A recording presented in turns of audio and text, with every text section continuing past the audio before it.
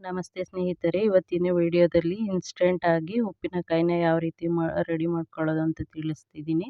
ಮೊದಲಿಗೆ ನಾನು ಬಾಣಲಿಗೆ 1 ಸ್ಪೂನಷ್ಟು ಮೆಂತ್ಯಕಾಳು, ಹಾಗೆ 1 ಸ್ಪೂನು ಸಾಸಿವೆ, 1/4 ಸ್ಪೂನಷ್ಟು ಸೋಂಪು ಕಾಳನ್ನ ಹಾಕ್ಕೊಂಡಿದ್ದೀನಿ. ಅದನ್ನು ಸಣ್ಣೂರಿನಲ್ಲಿ ಚೆನ್ನಾಗಿ ಹುರ್ಕೊಂಡು ಒಂದು ತಟ್ಟೆಗೆ ಸ್ವಲ್ಪ ಆರೋದಕ್ಕೆ ಬಿಡ್ತೀನಿ. ಆನಂತರ ನೋಡಿ, ಇವಾಗ ಬೆಂದಿದೆ. ಇವಾಗ ಬಾಣಲಿಗೆ ಹಾಕ್ಕೊಂಡು ಸ್ವಲ್ಪ ಆರಿಸ್ಕೊಳ್ತೀನಿ. ಅದೇ ಬಾಣಲಿಗೆ ನಾನು ಒಂದು 50 ಗ್ರಾಮಷ್ಟು ಅಡುಗೆ ಎಣ್ಣೆನ ಹಾಕ್ಕೊಂಡಿದ್ದೀನಿ. ನೋಡಿ, ನಾನು ರುಬ್ಬಕ್ಕೆ ಹಾಕ್ಕೊಂಡಿದ್ದೀನಿ. ಅದಕ್ಕೇ ರುಚಿಗೆ ಎಷ್ಟು ಬೇಕೋ ಅಷ್ಟು ಕಲ್ಲುಪ್ಪು ನಾನು ಹಾಕ್ಕೊಂಡು ರುಬ್ಕೊಳ್ತೀನಿ.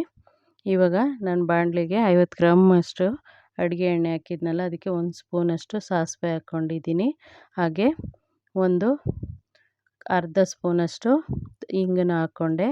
ಆನಂತರ ನಾನು ಪುಡಿ ಮಾಡ್ಕೊಂಡಿರೋ ಪುಡಿನೂ ಹಾಕ್ಕೊಂಡಿದ್ದೀನಿ. ಇದನ್ನು ಸಣ್ಣ ಊರಿನಲ್ಲಿ ಸ್ವಲ್ಪ ಕೈ ಆಡ್ತಾ 1-2 ಸ್ಪೂನಷ್ಟು ಅಚ್ಕಾರದ ಪುಡಿನ ಹಾಕ್ಕೊಳ್ತಿದ್ದೀನಿ.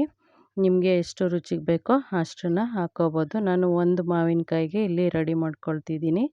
ಇವಾಗ ಹೆಚ್ಚಿರೋ ಮಾವಿನಕಾಯಿನ ಇದಕ್ಕೆ ಹಾಕ್ಕೊಂಡು ಒಂದು 2-3 ನಿಮಿಷ ಬೇಯಿಸಿ ಸ್ಟವ್ನ ಆಫ್ ಮಾಡಿಕೊಂಡು ಎತ್ತಿಟ್ಕೋಬೋದು.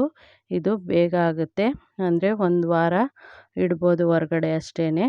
ಫ್ರಿಜ್ಜಲ್ಲಿಟ್ಟರೆ 1 ತಿಂಗಳು 1.5 ತಿಂಗಳಷ್ಟು ಇಡ್ಬೋದು. ಇದನ್ನು ಟ್ರೈ ಮಾಡಿ ಹೇಗೆ ಬಂತು ಅಂತ ತಿಳಿಸಿ.